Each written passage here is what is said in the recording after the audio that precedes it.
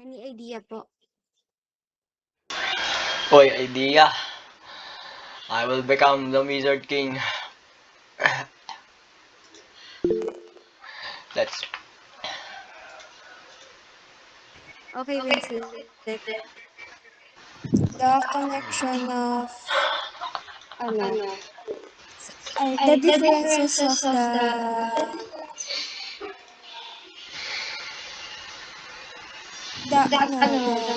The bisector and the pots and influences in the the society. Okay, society. Any other idea? oh, I'm on to. Wala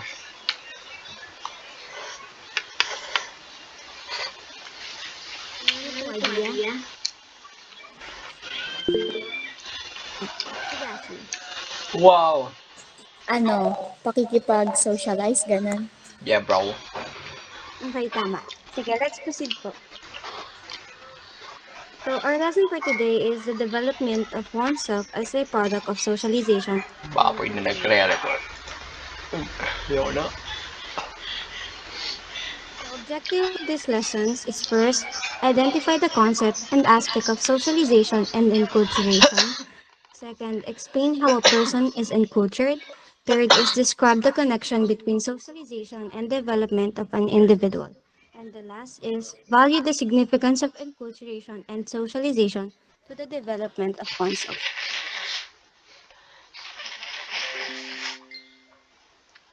Socialization. Socialization simply means the process of learning how to become part of a culture. Socialization is the same as interacting, mingling, and being with other people or groups. Through socialization, one learns the culture's language, their role in life, and what is expected from them. Kapag daw kasi nakipag-socialize ka sa ibang tao, naging part ka rin ng culture nila. Kasi syempre, kapag, kasi by socializing with others, maitunan mo yung mga iba't ibang bagay na about sa kanila, including their culture. For example, itong ginagawa natin. Nakipag, nakipag-socialize ako sa inyo tapos nandun kayo sa amin. The next, at dahil sa magitan ng socialization na to, nalalaman natin yung culture nila, tapos kung ano ginagawa nila at ano inaasal sa kanila. Kunwari, yung culture nila ay bawal sila kumain ng mga karne. So, yung ina-expect natin na gagawin nila ay more kakain nila yung gulay, tas mga fish. Next. With the socialization, a person will develop different physical and mental disabilities. It is said to know that individuals with no successful socialization develops mental illness. Their behaviors abnormal or odd, and they are deviant or non-conforming. Normal people are usually those with successful socialization experience. Bawal daw natin itong alisin yung socialization kasi gamay niya unstable tayo. Tulad lang hindi tayo makaka-receive ng advice such as self-development gano'n sa iba. Kasi kung hindi natin. Tapos, mayroon din tayong i-open up yung feelings natin kasi wala tayong katawang sa buhay mo ganyan. Dahil kasi diba kapag nakipag-socialize ka, hindi ka magiging lonely. Tapos, pwede mo ma-adapt yung mga panibagong mga activities na galing sa kanila. Thank you. Next, the next discussion will discuss the Sherlock.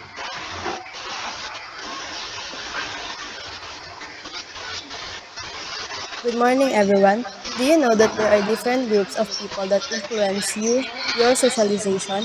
These groups are called agents of socialization. These agents play a crucial role in developing yourself as a person and a member of the society. Ito pong mga tao na to ito po yung mga tumutulong sa atin para po ma-develop po natin yung mga personality natin bilang isang tao at bilang po isang member ng society. Ano himamuru to kimeto. Yakusoku wa kono ne ni. The first agent of socialization is the family. Family is the first agent of socialization. Most of the habits, manners, belief, and the way we think are developed in the family. A huge part of your personality is molded by your family. because this is where you Kuwero spend inochi agaaru no nara. Tere tere your tere. childhood. This is when your Yorokonde socialization mo is ageyo. crucial and intense. Koyo Yung kimochi first ha. agent po ng socialization is yung Koyo family po natin. Kasi kimochi po ga sila po yung pinaka hajimete no. matagal po nating nakakasama or Ikigai yung no. sila po din kasi yung palagi nating Izuwato nakakasama. wakaku And zanai de. kapag po Setsu as wo growing up goku ni po, shite. sila po Ikiru yung to mga kimeta taong in da nakapaligid yo. sa atin. So yung mga personality po nila and yung mga Seipai manners, kono belief po ng mga namidaraku pamilya natin is wakete. ayun Kimi ni ayun din po yung mga tsubete parang o nagkakaroon ageru po sa atin or yung parang kara. nakukuha po natin. Onegai do Next. ka do ka deyak. Do ka Number 2, school. School is another agent of socialization. Here, you interact or socialize with your classmates, teachers, administrators, and other members of the school. Your socialization with them has made a lot of experiences in you. A part of your personality is developed by this agent. Your circle of friends is also an agent of socialization. It is called peer group. Your peers usually have similar age, social status, and shared interests. Yung pangalawa naman po is yung school kasi po katulad po na sinasabi nila, yung school po yung parang pangalawang tahanan po natin. And then dito rin po kasi natin madalas nakakasama yung mga friends po natin and yung mga friends po na yon and then yung mga classmate po, sila rin po yung isa sa mga taong nakakatulong po sa atin para ma-develop po natin yung mga socialization natin. And then yung friends daw po ay tinatawag na peer group. Yung peer group po is tumutukoy po siya sa mga taong usually natin. Ito yung po yung really na kasama po natin sa even outside of school. Next. Number 3, social media. Social media as agent of socialization plays a crucial role in shaping your personality as well. Majority of us, young and old, are connected through social media. Much of our waking time is spent on using social media. This agent of socialization influences your way of life intensively, thus doing large part in your personal development. Ngayon po, sa panahon po ngayon, halos lahat naman po ata tayo may mga social media.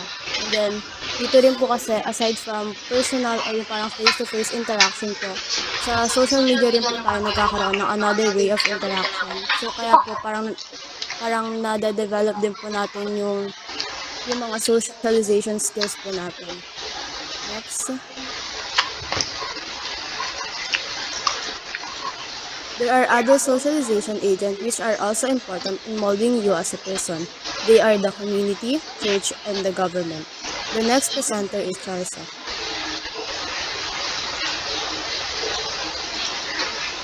Good morning, everyone. What you are now is a product of socialization. You have been socializing from the time you were born until now. Socialization is a continual process until you die. Socialization is really a necessity. Growth is through socialization that yourself as a person being developed. This means po that socialization is infinite in our everyday life, and we use socialization to continue our day and to achieve our plans. Nade-develop po yung socialization natin sa pamamagitan po ng the way we talk to others and the way people talk to us. Tsaka rin po sa pag-o-observe ganun. So, sa pag-o-observe po, parang meron po tayong nadadagdagan po yung kaalaman natin. Tapos po, habang natagal po, dumadagdag po yung kaalaman natin na napupunta po sa as a matured person. So, now we're going to talk about the tips on how to make your socialization productive and meaningful. First, we have bullying is not socialization bullying is not healthy in socialization. Sobrang dami pong case when it comes to bullying, especially po sa school. Bullying po is considered as not healthy kasi po yung bullying is affecting our mental health. So, pag bullying po, parang tinitake po nila yung confidence natin as a person. So, we have types of bullying. First is we have physical bullying, which includes hitting, kicking, shooting, pushing, or damaging property. Physical bullying causes both short-term and long-term damage. Ito po yung mostly na nakikita natin sa mga movies like mga Stranger Things, The Glory po, Can you ganun. bring me down? So, next we have verbal Set bullying. up to the Includes sky. name-calling, insults, teasing, intimidation, homophobic or racist remarks, or verbal abuse. Ito naman po yung common sa school.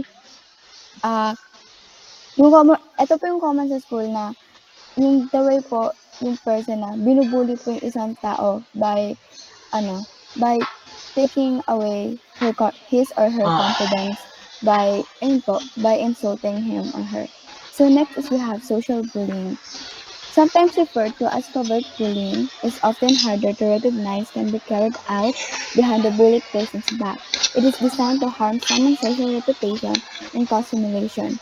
Itong social bullying naman po, ito naman po yung pagsira po sa reputasyon ng isang tao po. So, pwede po pagsira ng reputasyon tapos pamamahiya din po. Ito po yung like spreading gossip po tapos mag-spread po ng false information, ganyan. So, ito po yung nagkakause ng social anxiety po sa isang tao. So, next we have, make your group activities productive. When we say productive po, it simply means mapagkakakinabangan po. Making your group productive can make friendships deepen, at kapag pinagsama-sama yung mga skills together, magiging mas mabuti siya matapos with higher quality po. Next is learn to socialize more often with professional people. Socializing with professional people can increase your confidence since alam po nila kung paano mag-handle or kung paano po pakisamahan yung tao sa tamang paraan, like sa mature po na paraan. Alam po nila kung ano po yung sasabihin nila, alam po nila kung anong gagawin nila. So, kaya po, it is necessary po na makipag-socialize po tayo sa mga professional people kasi by this way, magkakaroon po tayo ng dagdag kaalaman about how to socialize with other people. Tsaka, syempre po, magagawa din po natin sa other people po na kakausapin po natin. So, next is we have being critical of information we encounter from social media. This is the time na hindi po tayo mabilis maniwala sa social media po. Social media can be a reliable source, but this is also contain a lot of fake information. Tapos, yun po, fake information. Kaya po, before po natin i-confirm yung isang news, ano po natin siya, matuto po muna tayong magtanong or mag-search about that. Kasi nowadays po, hindi na po natin masabi kung fake news po ba or real news po yung sinasabi ng social media. Kasi yung mga tao po nowadays ay kaya po nilang paniwalaan yung mga tao at kaya rin po nilang gawin ng real news kahit fake news naman po talaga yun. So next, the last we have, prioritize more important activities. Making important activities can help you to give more focus para matapos po agad yung mga necessary activities na kailangan mo.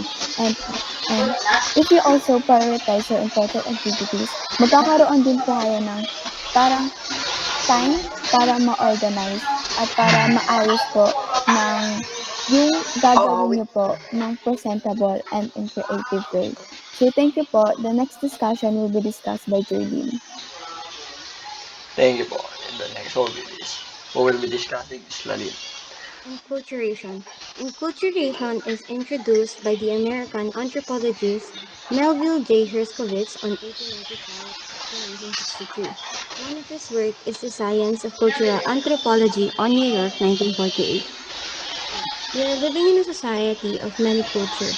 Culture is the customary beliefs, social forms, and material traits of a racial religion.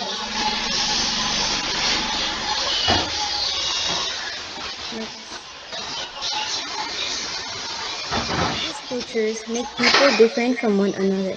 A group has a set of shared attitude and practices which are partially or even totally apart from what others have. Dahil marami po tayong culture sa iba't ibang parte ng mundo, nagagawa tayong Next one we'll be i-differentiate discussing is thank you ibang guys. kultura. And meron tayong mga Next one will be nakasanayang ugali or activities po na yung culture lang natin yung meron. Totally different po yung process kung paano nila ginagawa yung isang bagay. So, one example po sa attitudes is Filipinos are known for our pagmamano. Kapag po nagmamano tayo, we will eventually be recognized na Filipino tayo. And another one po is harana. Wala pong harana sa ibang bansa. So, yun po yung nagpapaiba sa atin sa ibang culture.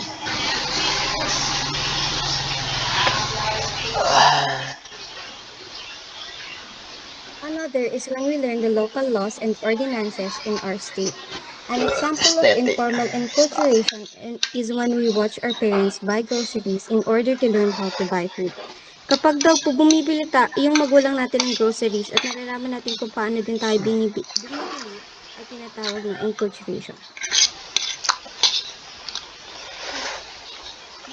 So this explains The process of learning our so own this culture explains is called naman kung bakit enculturation, natuto ang while the teenager kung process of paano learning another mag-adapt culture sa is called friends sila, such as acculturation. influencing himself to Both of suit these them. happens on Their subconscious and habits, conscious behaviors, and levels, actions may take be time and observed practice, as and are never unknowing fully and complete. can have positive or Tinatawag daw negative pong influence. enculturation yung kapag po natututunan natin yung sarili nating kultura. And kapag May naman accept po different ideas acculturation, and decisions ito at po yung magbigay ng pagkatuto natin ng confidence ibang para kultura na hindi naman po sa natin kanila natin nakasanayan. dahil ito ay magkaka-growth ng well-maintained relationship. Thank you guys. The next one will be Lalin. Thank you guys. The next one will be Lalin. Next one will be Lalin. According to Herskovits, as an individual is growing up in the social groups, he or she learns to understand his or her identity. This is where enculturation comes in. Enculturation is a process by which people learn their surrounding cultures and acquire values and norms appropriate or necessary in that cultures. Ayon po kay Herskovits 1948, ang enculturation daw po ay habang lumalaki daw po tayo, habang tumatanda po tayo is ang isang individual ay kasabay din po nito yung marami pong mas nauunawaan o mas lumalawak po yung pag-unawa ng isang tao sa kanyang sarili. Next. Enculturation is a process where individuals learn their group cultures through experiments, experience, observation, and instructions. To learn to develop the knowledge and skills needed to participate in the communal cultural practices and to become a fully functioning members of the community. Enculturation po ay isa po siyang proseso kung saan po ay natututo po ang isang individual base po sa mga taong nakapaligid sa kanya and base po sa mga tinuturo po like sa parents po. Yun po, mas lalo pong nauunawaan ng isang individual base po sa pagtuturo ng kanyang pamilya. Thank you guys. The next discussion will be discussed by To Hubble, 1982, enculturation is both conscious and unconscious conditioned process whereby man, as child and adults, achieves competence in his culture, internalize his culture, and become truly enculturated. Socialize with people plays great part achieve it. Ano daw po, kumbaga daw po para sa kanya, kung pinanganak ka daw po, ano man yung kultura mo daw po, magiging ganun ka din daw po kasi ayun daw po yung kinalakihan mo. Tas, ang pakikisalamuha daw po sa tao ay malaking bahagi rin ng paggamit nito. Next po.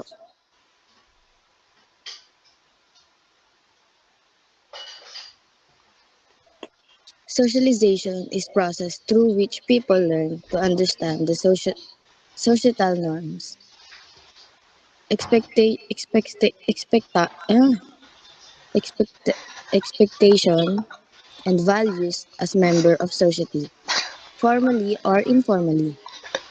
One learns to be like the people he or she deals with. An individual also learns from observing the surrounding he or she is in. Ano daw po, parang ang culturation daw po ay parang socialization kung saan nade-develop mo po yung behavior at paniniwala mo po at nagiging enculturated ka po sa lipunan o kultura na kinalakihan mo. In other terms po, nakakamit mo daw po yung pagiging enculturated through socialization o pakikisalamuha sa nakikisalamuha kasi natututo at nakikipag-communicate ka sa lipunan o culture na yun po. Next po. The next discussion will be discussed by Stephanie. Thank you.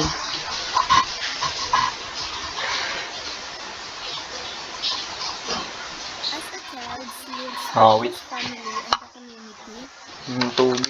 he or she adopts socially accepted values. Example like attending to religious obligation, respecting the elders, and etc. At a very young age, a child is instilled with values by his or her parent and family.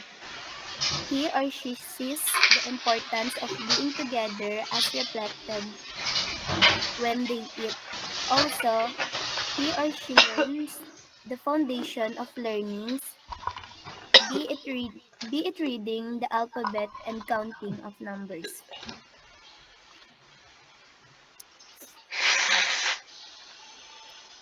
So, ano daw po? Good parents, good parents instilled in their kids vir- virtues like respect for people who can raise and who also adopt children. I mean, na-adapt din po ng mga bata kung ano yung nakakaugalian na ginagawa ng mga magulang like pagsisimba tuwing linggo. And mostly, ang mga magulang po ay sila po yung gumagabay sa atin hanggang sa pagtanda, pagtuturo ng magagandang asal at magulang rin ang nagsasabi kung tama ba ang ginagawa natin o mali. Youngster mimic what they see in their elders before. Therefore, as a parents, sila po yung responsible to teach our kids, para maturuan yung mga bata ng politeness, self-reliance, and to how recognize when they are old. Thank you. The next discussion will be discussed by Joanna.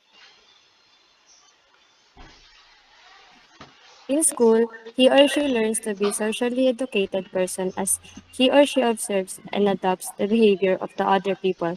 Example, singing the national anthem, paying respect to the flag, showing respect to the teachers, and valuing friendships.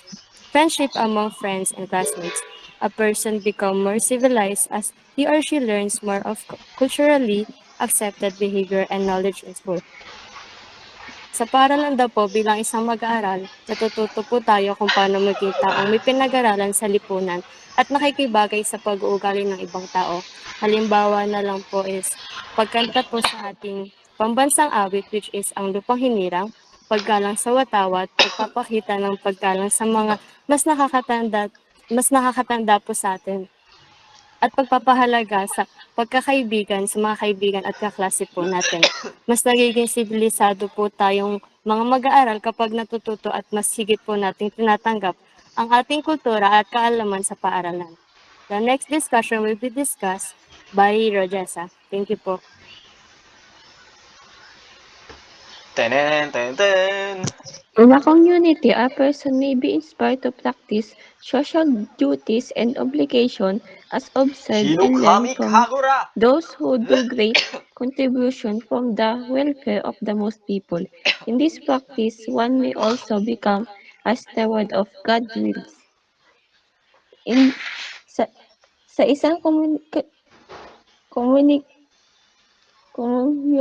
daw po, ay pwede daw po magkaroon ng inspirasyon ng isang tao na gawin ang mga tungkulin sa lipunan, tulad na lang daw po ng mga natutunan nila sa mga taong gumagawa ng malaking contribution para daw po sa kapakanan ng maraming tao. Yo.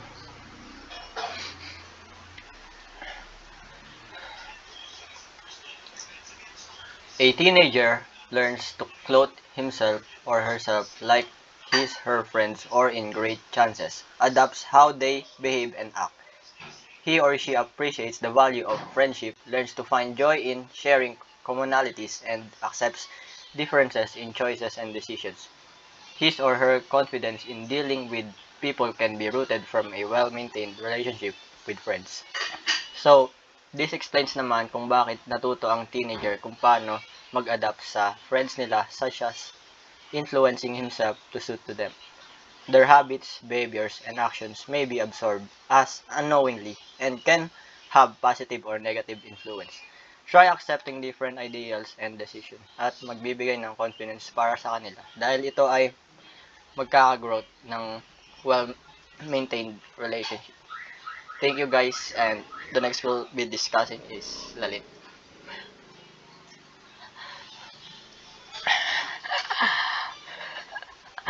The government, upon its imposition of law, refines a person's way of living, through which he or she learns his civil rights and exercises them righteously. Likewise, he or she learns to respect government policies and abides to them, knowing that every action has limitation. In this lesson, this explains that the government upon its imposition of law has important role in refining a person's way of living. In what way naman ito makakatulong sa pamumuhay ng isang tao? In a way of imposing laws and regulations that should be strictly implemented and followed by individuals.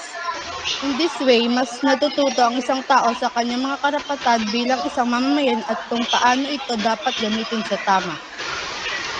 Kasi 'di ba maraming mga individual sa panahon ngayon ang hindi na ginagamit sa tamang pamamaraan ng kanilang karapatan. For example, freedom of speech. Every individual has the right for freedom of speech. However, marami ang ginagamit naman ito para makapanakit ng ibang tao or manloko or manlinlang. In addition, in this part sinasabi na kapag ang isang individual are well-informed na sa ganitong bagay, it will help them to understand deeper na ang mga patakaran na ginagawa ng ating gobyerno ay dapat ginagalang at sinusunod dahil para din ito sa ating kaligtasan. Other than that, mas marami rin ang maaari pang mas makakaunawa na dapat ito ay sundin dahil may mga limitation ito. If nalabag yung mga limitation na ito is maraming consequences ang maaaring mangyari. Moreover, ini-explain din sa text na to ang importance ng religion sa pag-share ng person's beliefs and values. Thank you. The next discussion will be discussed by Anya Lin. Now, In his whole dealing with religious applications, a person's belief in omnipotent being is strengthened. This cultivates the idea that everyone, like a brother and a sister, thus respect towards one another is valued. She learns to respect difference in faith. This part shows that kapag if yung isang tao is active sa mga church, active sa happenings, mas nagiging opponent sila, so meaning mas this explains lumalakas naman yung kung bakit paniniwala nila natuto ang na teenager may isang kung tao paano or bagay na mag-adapt mayroong sa friends unlimited nila power such to as heal and influencing guide himself to suit everything, to them. and the most known Their person habits, who behaviors, described and this actions word may is be God. absorbed as Then unknowingly yung idea and na can to have shows positive that or we are negative openly influence. or has Try a freedom accepting to be different close ideals to and the decisions brother at and magbigay ng sister of confidence para this community. sa kanila Thus dahil the ito ay respect to nagkaka-growth each ng other is well-maintained being presented. This relationship. also tell that if we are openly aware and learn to accept other religions, hindi na sa atin mahirap Thank you matutunan ng guys. salitang respect o respeto.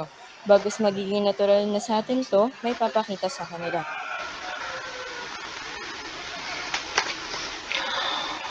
Parents and other authorities are called the initiators of enculturation. Parents and other authorities are called initiators po. When we say initiators, sila po yung mga taga-simula, kumbaga, sila po yung responsible kung ano po klaseng socialize ang gagawin natin in the future. For example po, nung mga bata pa tayo, di ba, mostly ginagawa din po natin yung mga inuutos po Gilted. nila sa atin is ginagawa po natin. Nakaka-apekto po dito yung nakikipag-socialize kasi minsan yung nasasabi po nila ay nasasabi na din natin. One of these inculturated by initiators, the process is manifested in his her action choices and decisions. So, dito na po papasok yung decision natin na as a persons. Minsan po yung mga desisyon natin ay parang influence ng iba or nakita natin sa iba. Tsaka inutos po ng parents natin kaya nakakagawa po tayo ng mga ganong klaseng desisyon. Thank you. The next discussions will discuss by Joanna.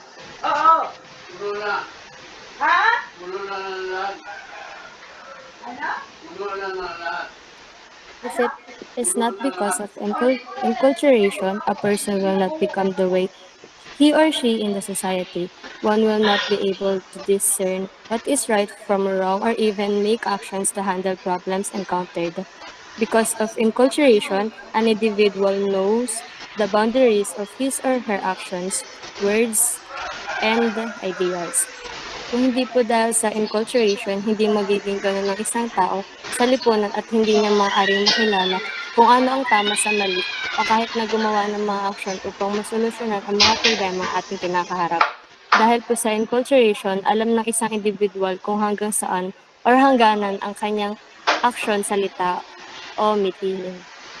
This is the presentation of Group 1. Thank you po.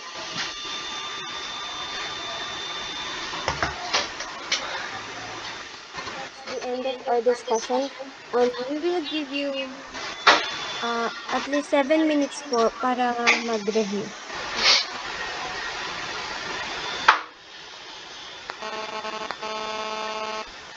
Please po, Wow! 10-10 po